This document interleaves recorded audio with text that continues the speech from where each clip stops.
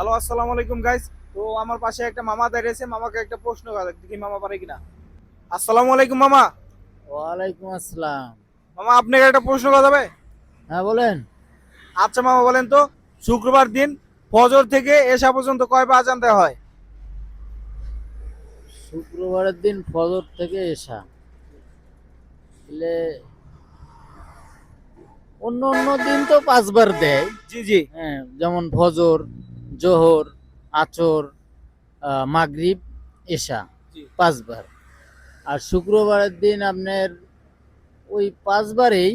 তবে আর একটা কথা, সেটা হলো ওই নামাজের সময় ভিতরে আবার একবার কিন্তু এই মুয়াজ্জিন সাহেব আজান দেয়। জি তাহলে এই আজান তো অন্য অন্য দিন দেয় না, জি। শুক্রবারের দিন দেয়। সর্বপ্রথম শুক্রবারের দিন মনে করেন যে মুয়াজ্জিন আজান দিল, মুসল্লিগণ আসা শুরু হলো। জি তারপরে ফাঁকে দিয়া মুয়াজ্জিন ইমাম সাহেব আসলো।